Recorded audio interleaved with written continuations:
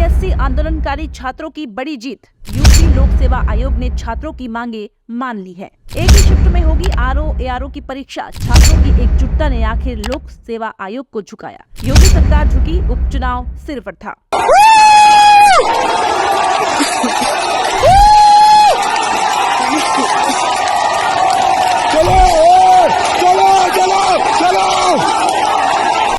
आंदोलन है, सरकार क्यों घबरा रही है? इसको राजनीतिक हम नहीं बनाना चाहते। हमारा समर्थन जरूर है इस मुद्दे को।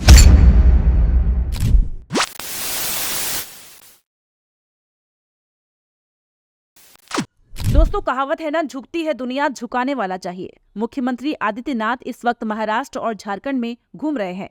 वहां पर जहरीला प्रचार कर रहे हैं, मगर उत्तर प्रदेश में छात्रों का आंदोलन खड़ा हो रहा था। अखिलेश यादव ने आज सुबह इस बात की ओर इशारा कर दिया था कि इन आंदोलनकारी छात्रों से प्रदेश की 1 करोड़ जनता जुटी हुई है और हर सीट में भाजपा को 25,000 मतों का नुकसान हो सकता है।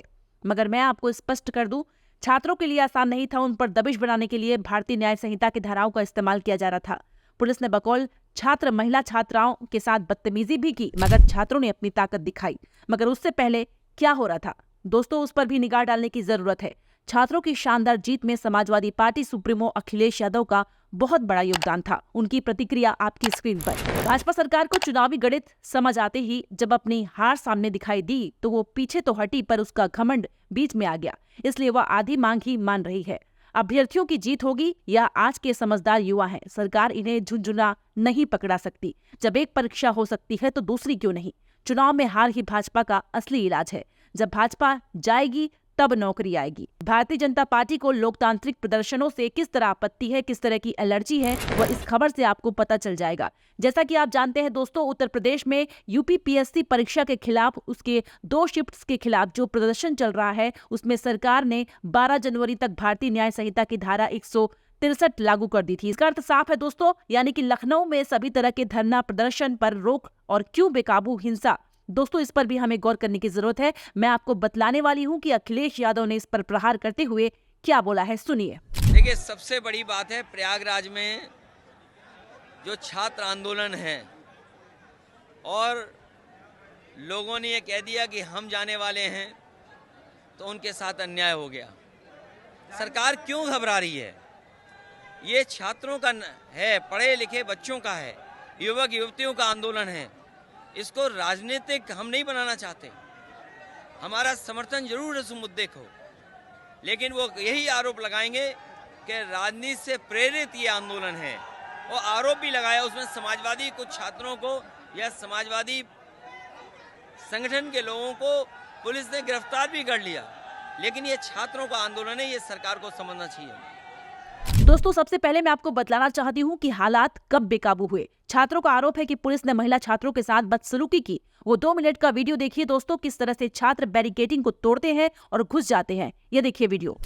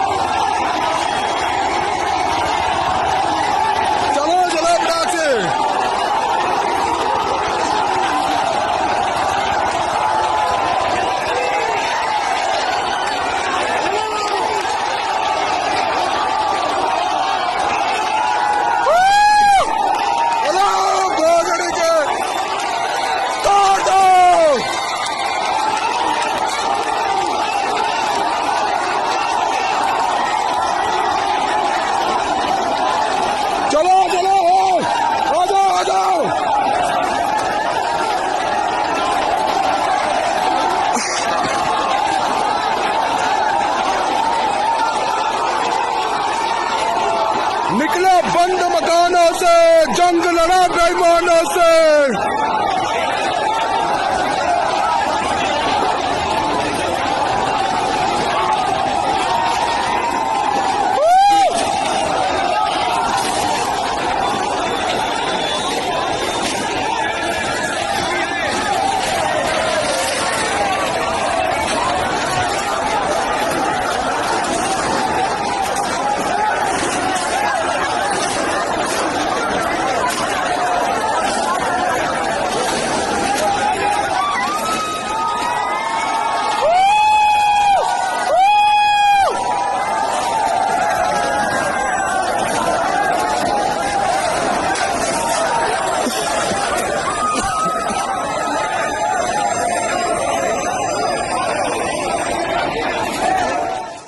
दोस्तों, आज इन छात्रों के पक्ष में राहुल गांधी भी हैं, अखिलेश यादव भी हैं, मगर ये हालात यहाँ तक क्यों बिगड़े, यह भी आपके लिए जानना बेहद जरूरी है। मैं आपको बतलाना चाहती हूँ दैनिक भास्कर ने इस बारे में क्या कहा है। प्रयागराज में लोक सेवा आयोग कार्यालय के सामने छात्रों का प्रदर्शन आज चौथा दिन था। गुरुवार सुबह प्रदर्शनकारी छात्रों और पुलिस कर्मियों में झड़प हो गई। पुलिसकर्मी शादी वर्दी में धरना दे रहे छात्रों को जबरन उठाने पहुंच गए। पुलिस को देखते हुए छात्र एक दूसरे पर लेट गए। छात्रों का कहना है कि पुलिसकर्मियों ने छात्राओं के साथ बदसलूकी की, गालियां भी दी। पुलिस की इस हरकत से छात्र भड़क गए। करीब 1 घंटे के अंदर 10,000 से ज्यादा छात्र आयोग के नजदीक पहुंच गए।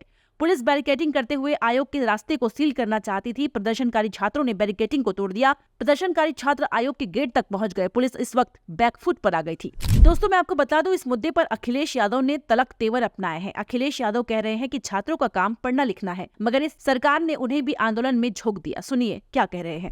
जिस समय हम और आप लोग इस मैदान में एक दूसरे के सामने हैं, वहीं प्रयागराज में बड़ी संख्या में नौजवान आंदोलन कर रहे हैं और वो आंदोलन जो चला रहे हैं वो सभी पढ़े लिखे नौजवान हैं। वो नौजवान हैं जो कल अधिकारी बनेंगे। आज उस सरकार ने उन लोगों को भी आंदोलन में झोंक दिया है। वहीं मैं तमाम युवक युवतियों को बधाई देना चाहता हूं कि अपनी आवाज को बुलंद करने के लिए वो पीछे नहीं हटे। सरकार तमाम तरीके अपना रही है, लेकिन उसके बावजूद भी नौजवान आज धरने पर बैठ करके अपनी मांग को लेकर के सरकार को जगाना चाहते हैं, सरकार के सामने रखना चाहते हैं।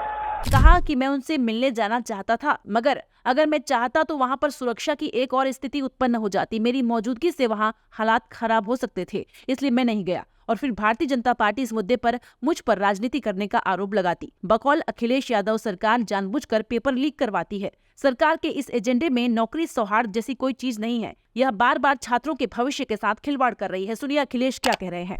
ये वही सरकार के लोग हैं जो लोग ये कहते हैं कि 1 नेशन 1 इलेक्शन। ये सरकार वो है जो कहती है 1 नेशन 1 इलेक्शन। लेकिन सोचिए, उत्तर प्रदेश में एक चुनाव नहीं करा पा रहे हैं। चुनाव तो छोड़िए, जो हमारे छात्र नौजवान हैं उनकी परीक्षा भी नहीं करवा पा रहे हैं। जो लोग कहते हैं एक इलेक्शन पूरे देश में एक साथ हो जाए, वो हमारे नौजवानों की परीक्षा भी नहीं करा पा रहे हैं। लेकिन हम जानते हैं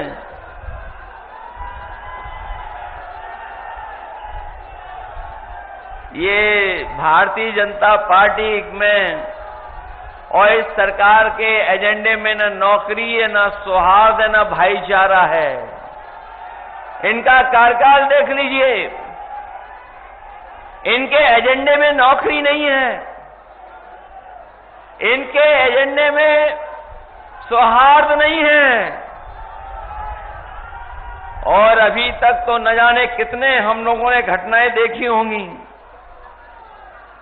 जहां पर इन्होंने युवाओं के भविष्य का धोखा करने का काम किया है। जिस समय लोकसभा का चुनाव था, आपको याद होगा, हम लोग ये बात जगह जगह कहते थे कि ये सरकार वो है जो पेपर लीक जानबूझ करके कराती है। और पेपर लीक इसलिए सरकार कराती थी क्योंकि नौकरी इनके एजेंडे में नहीं थी। दोस्तों, जिस तरह का टकराव हुआ था पुलिस और छात्रों के बीच, छात्र जैसे लगातार आरोप लगा रहे थे कि महिला छात्रों के साथ पुलिस ने बदसलूकी की, गालियां भी दी। इस पर अखिलेश के साथ साथ राहुल गांधी भी छात्रों के साथ आ गए हैं। राहुल गांधी का बयान आपकी स्क्रीन पर। प्रयागराज में प्रतियोगी छात्रों के साथ यूपी सरकार और उत्तर प्रदेश लोक सेवा आयोग का रवैया बेहद असंवेदनशील और दुर्भाग्यपूर्ण है। नॉर्मलाइजेशन के नाम पर गैर पारदर्शी व्यवस्था अस्वीकार्य है और एक पाली में परीक्षा की छात्रों की मांग बिल्कुल न्यायपूर्ण है। शिक्षा व्यवस्था को ध्वस्त करने में जुटी भाजपा सरकार की अक्षमता की कीमत आखिर छात्र क्यों चुकाए? पढ़ाई करने वाले छात्रों को सड़क पर लड़ाई करने को मजबूर कर दिया गया है और अब उनका पुलिस के जरिए उत्पीड़न किया जा रहा है। अपने और अपने परिवार के सपनों को पूरा करने के लिए घर से दूर रहकर साधना कर रहे युवाओं के साथ यह अन्याय हम स्वीकार नहीं करेंगे। हम प्रतियोगी छात्रों की मांग का पूरी तरह से समर्थन करते हैं। उनके लोकतांत्रिक अधिकारों को तानाशाही से नहीं दबाया जा सकता। दोस्तों, जाहिर सी बात है, 3 दिनों तक जो प्रदर्शन शांतिपूर्ण चल रहा था, 3 दिनों तक जिन छात्रों ने पुलिस के हाथ से लाठियां खाई, आखिर क्या वजह थी कि उन छात्रों को इस तरह से बैरिकेडिंग को तोड़ना पड़ा? स्वाभाविक सी बात है, जो सरकार बीएनएस की धारा 163 लगा दे, जिसके अंतर्गत धरना प्रदर्शन पर पूरी तरह से रोक है, वो लोकतांत्रिक तरीकों से शांतिपूर्ण प्रदर्शनों के खिलाफ है। दोस्तों, अखिलेश यादव ने कहा है कि यह भारतीय जनता पार्टी सरकार की महाभूल है। बकौल अखिलेश यादव आपकी स्क्रीन पर। भाजपा की अहंकारी सरकार अगर यह सोच रही है कि वह इलाहाबाद में यूपीपीएससी के सामने से आंदोलनकारी अभ्यर्थियों को हटाकर युवाओं के अपने हक के लिए लड़े जा रहे लोकतांत्रिक आंदोलन को खत्म कर देगी, तो यह उनकी महाभूल है। आंदोलन तन से नहीं, मन से लड़े जाते हैं और अभी तक ये ताकत दुनिया में नहीं बनी जो मन को हिरासत में ले ले। कहीं न कहीं अखिलेश यादव इसके जरिए भारतीय जनता पार्टी सरकार को गणित की ताकत भी समझा रहे हैं, संख्या गणित की ताकत भी समझा रहे हैं। अखिलेश यादव का यह बयान आपकी स्क्रीन पर। भाजपा अगर केवल चुनाव को गणित समझती है तो सुन ले, पीसीएस, आरएओ, एआरएओ, लोअर सबऑर्डिनेट जैसी अन्य प्रतियोगी छात्रों और उनके परिवार के लोगों को मिला लिया जाए तो यह संख्या लगभग 1 करोड़ होती है। अगर इस माह को लगभग 400 विधानसभा सीटों में भाग दे तो भाजपा के लगभग 25,000 वोट हर विधानसभा सीट पर कम होंगे। मतलब भाजपा दहाई के अंक में सिमट जाएगी। और कहीं न कहीं भाजपा का होश इस आंकड़े से उड़ गया है। यही वजह है कि भारतीय जनता पार्टी के किसी भी नेता का जो है वो आक्रामक बयान नहीं आया है। उल्टा deputy chief minister Keshav Prasad Maurya को यह कहना पड़ा कि छात्र की आवाज को सुनो। दोस्तों, आखिर लोकतांत्रिक प्रदर्शनों से भारतीय जनता पार्टी को इतनी एलर्जी क्यों है?